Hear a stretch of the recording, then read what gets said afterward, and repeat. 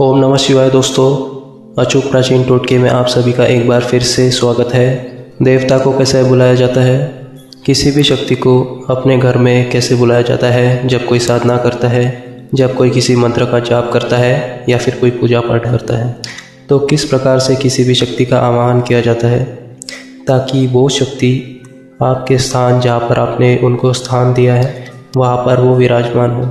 इसी तरीके से जब किसी भी मूर्ति की प्राण प्रतिष्ठा की जाती है, यानी किसी भी मूर्ति के जो मूर्ति जिस भी देवता की है, उस देवता का अंश जब उस मूर्ति में डाला जाता है किसी पंडित के द्वारा, उस समय भी उस शक्ति का आवाहन किया जाता है, उस शक्ति को बुलाया जाता है पूर्ण विधि विधान से। और उसके बाद उस शक्ति का एक अंश उस मूर्ति में विद्यमान होता है। अब जिस देवता की मूर्ति है उसी देवता का अंश उसमें विराजमान होता है। ऐसा नहीं है कि हनुमान जी की मूर्ति है और भैरव जी उसमें विराजमान हो या माता काली उसमें विराजमान हो गई, क्योंकि आवाहन जो किया जाता है, देवता को बुलाया जो जाता है, शक्ति को जो बुलाया जाता है, वो बहुत ज़रूरी होता है देवता को स्थान देने के लिए।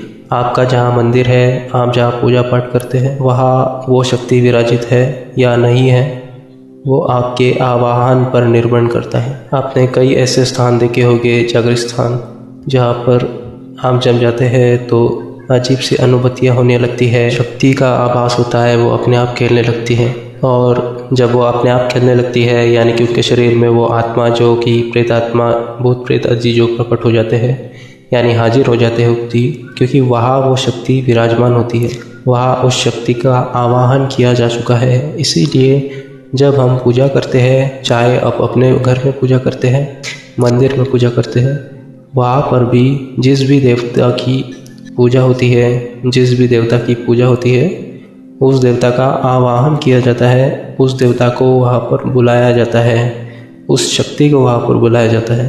अब प्रश्न यह है कि कैसे बुलाया जाता है, वह अब हम आपको आगे बताते हैं। कई लोगों से हमने पूछा कि आप किसकी जोत जलाते हो घर में, तो उसने बोला जी मैं तो सबकी जोत जलाता हूँ। आपके इष्ट देव कौन है? सभी मेरे इष्ट देव हैं। आप किसकी पूजा करते हैं? जी मंदिर में इतने सारे भगवान हैं, मैं सबकी पूजा करता हूँ। तो सभी की करोगे तो कोई नहीं आएगा, एक की करोगे तो सभी आएंगे।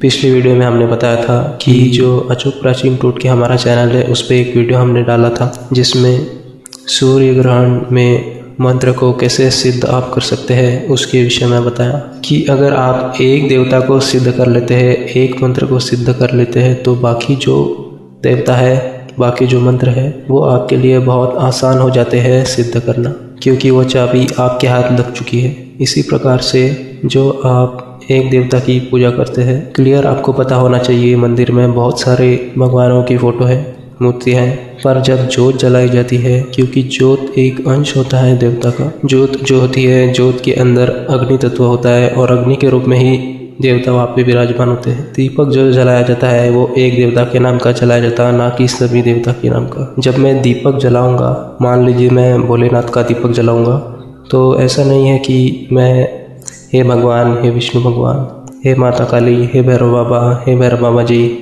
हे प्रेतासुरकाच, हे गोगाचार वीर और तिल्ली लगा दी, ऐसा नहीं जलाया जाता। अगर आप भोलेनाथ का दीपक जला रहे हैं तो आवाहन भोलेनाथ का ही वहाँ करना होगा, तभी भोलेनाथ का जो अंश है, भोलेनाथ की जो शक्ति है, उस दीपक में विराजमान होगी, उस स्थान पे विराजमान होगी। अगर मैं माता काली का दीपक जलाऊंगा तो माता काली का ही आवाहन करूंगा और माता काली के अलावा किसी का आवाहन नहीं करूंगा, क्योंकि माता काली की ही मैं जो जलाऊंगा। अब आवाहन किस प्रकार से करना है, जिससे कि आपकी जो वो शक्ति है, वो शक्ति ही उस स्थान पर आए, वो शक्ति दीपक में विराजमान हो, उस स्थान पे आए जिस स्थान पर आप उसे बुला रहे हैं। वैसे तो संस्कृत भाषा में उनका आवाहन किया जाता है, देवता का आवाहन किया जाता है, पर जितने ज्योतिषी होते हैं, पंडित होते हैं, उन्हें संस्कृत आती है तो वो बहुत अच्छे तरीके से उच्चारण कर लेते हैं। हम आपको बता रहे हैं हिंदी में कि अगर आप हिंदी में किस प्रकार से देवता का आवाहन करते हैं, जैसे एक छोटी सी लाइन हम आपको संस्कृत में बताते हैं। जो मंत्रों का उच्चारण करते हैं, जो पंडित है, जो मंत्रों का उच्चारण करते हैं ताकि देवता वहाँ पर विराजमान हो और मूर्ति की प्राण प्रतिष्ठा के लिए भी इन्हीं मंत्रों का जाप किया जाता है देवता के हिसाब से। अब जैसे एक मंत्र है माता बगलामुखी का, ओम ह्रीं बगलामुखी सर्वदुष्टानां वाचा मुखम पदम स्तंभय जीवा किलय बुद्धि विनाशय ह्रीं ओम स्वाहा। अब इस मंत्र का तात्पर्य क्या है, इसका आवाहन क्या है। जब इस मंत्र को पढ़ाया जाता है तो माता बगलामुखी का आवाहन किया जाता है। माता बगलामुखी को वहाँ पुकारा जाता है कि हे बगलामुखी देवी, दुष्टों का संहार करने वाली, शतमुख जीव का स्तंभन कीलन करने वाली, बुद्धि को हरने वाली, मैं आपको नमन करता हूँ। यानी आप किसी भी देवता का जब आह्वान करते हैं तो उसके वेशभूषा, उसका वस्त्र, स्वभाव, वास्त्र शास्त्र के आसन, वास्त्र शस्त्र जो धारण किए हुए हैं, किस चीज़ की वह सवारी करते हैं, वो किसकी धर्मपत्नी है, वो किसके पति है, पुत्र किसके है, पुत्री किसके है, माता किसके है, पिता किसके है, या उनके माता पिता कौन है, उनकी प्रिय वस्ती कौन है, उनका प्रिय देवता कौन है, उनकी क्षमता शक्ति, इन सभी चीज़ों का वहाँ पर उच्चारण किया जाता है। आवाहन में सभी चीज़ों का समावेश होता है। जैसे हम भगवान शिव का आवाहन करते हैं जब हम जोत जलाते हैं भगवान शिव की, अपने मंदिर में जब हम ज्योति जलाते हैं, दीपक जलाते हैं भगवान शिव का, तो भगवान शिव का आह्वान हम करेंगे जोत जलाने से पहले। हाथ में तिल्ली लेकर जब हम आह्वान करेंगे भगवान शिव की, हे शिव शंकर भोलेनाथ, हे कैलाशपति, कैलाश के स्वामी, माता गौरा, माता पार्वती के संग नंदी पे सवारी करने वाला, गणपति के पिता, भगवान कार्तिकेय के पिता, रुद्राक्षधारी, चंद्रधारी, हर विष को धारण करने वाले गंगाधारी, भस्मधारी, मैं आपका आह्वान करके आपकी जोत जलाता हूँ, कृपया इस जोत में विराजमान हो। इस प्रकार से मैं जोत जलाऊंगा भगवान शिव की। यह पूर्ण तरीका है जोत जलाने का, उस देवता को उस ज्योति में स्थापित करने का। अब जैसे माँ काली का कई आह्वान करते हैं जो जलाते हैं, तो वो किस प्रकार से माँ काली का आह्वान करते हैं। हे माँ काली, मुर्दे पे सवार, बहुत भयंकर, 10 हाथों वाली, दांत और दांत अतिरिक्त अट्ठास करने वाली, अपनी 4 भुजाएं, एक हाथ में खड़क, एक हाथ में नरमुंड,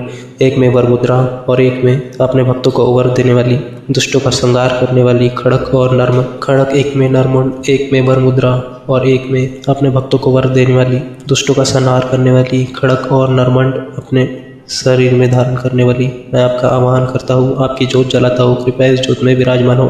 तो यह जो तरीका है, यह तरीका है जोत जलाने का, देवता का आह्वान करने का। तो इस प्रकार से देवता का आह्वान किया जाता है, जो जलाई जाती है। हमें आशा है यह जानकारी आपको पसंद आई होगी। अगर आपको हमारी आज की जानकारी पसंद आई होगी तो आप सभी इस वीडियो को लाइक करें और उन सभी लोगों के साथ शेयर करें जिनको इसकी ज़रूरत है, ताकि उनकी भी मदद हो सके। इसके साथ दोस्तों आप हमारे इस चैनल को भी सब्सक्राइब करें और उसके साथ में लगी घंटी को भी दबाएं, ताकि भविष्य में हमारे आने वाले हर नए वीडियोस की जानकारी आपको हमेशा मिलती रहे। तो ठीक है दोस्तों, मिलते हैं आपसे अगले वीडियो में। तब तक के लिए धन्यवाद। जय माता दी।